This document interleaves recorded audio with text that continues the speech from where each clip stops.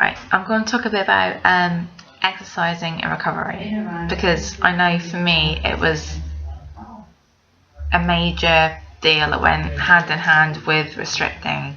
If I exercised, I could eat. If I exercised more, I could eat more. If I didn't exercise, I couldn't eat. And that continued for quite a bit into my recovery. Whilst I was an inpatient, I wouldn't let myself sit down. I was pacing, I was jogging on the spot. I got caught jogging on the spot several times by patients and staff.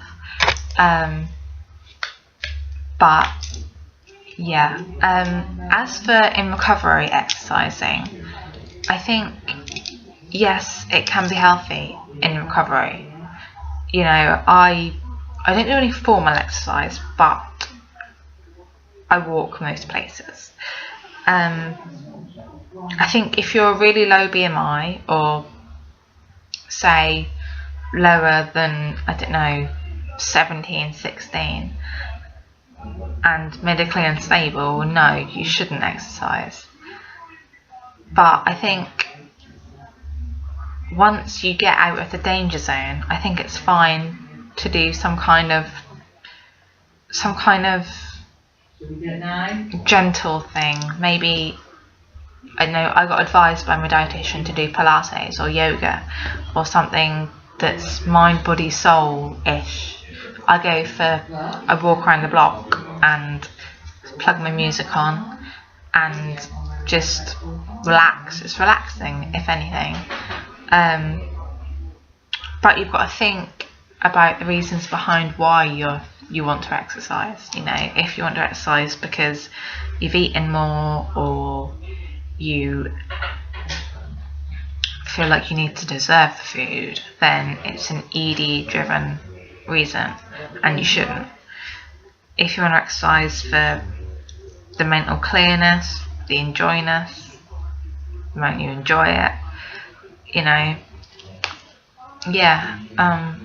I don't see a problem with that, as long as you're medically out of the danger zone.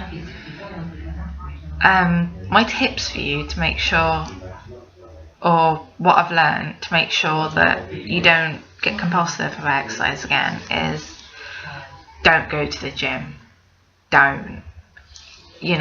For some people it's healthy, but if you're in recovery from a restrictive eating disorder or any kind of eating disorder, it's just not a healthy place to be.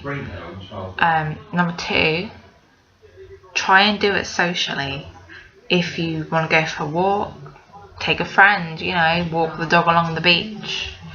You want to go to a yoga class, do it with people. Don't just do yoga on your own. Do it in a class. Don't just do Pilates on your own with DVD. Invite a friend around and have a good time with it. Have fun doing it. Don't do it to burn calories. Don't do it ED driven. Have fun. Number 3 is that if you make it as a game. Exercising's fun. It's a game. So play a sport, maybe.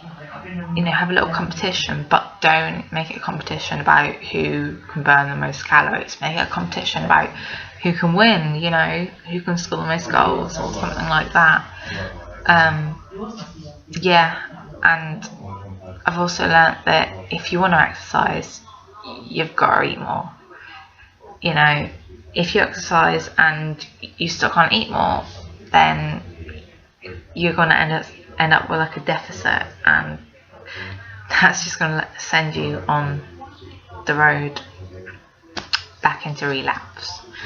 So allow yourself an extra snack. There's nothing wrong with that. It's fuel on your body. Allow yourself, a milky drink if you're going to go for a walk, especially if it's cold.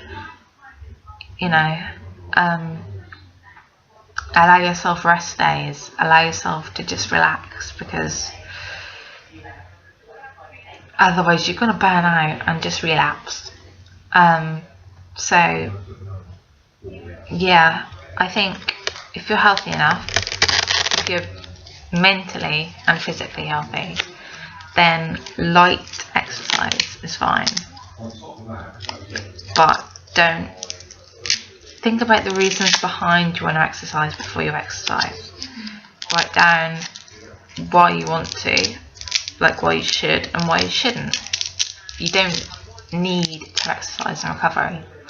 A human body does not need to exercise. It's healthy, but many people across the world just get enough exercise by continuing their daily lives. No, you don't need to go for a run.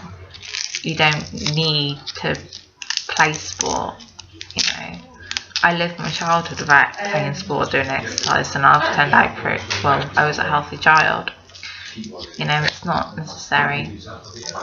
It can be fun, and if it's for fun, go for it. If not, don't. Okay.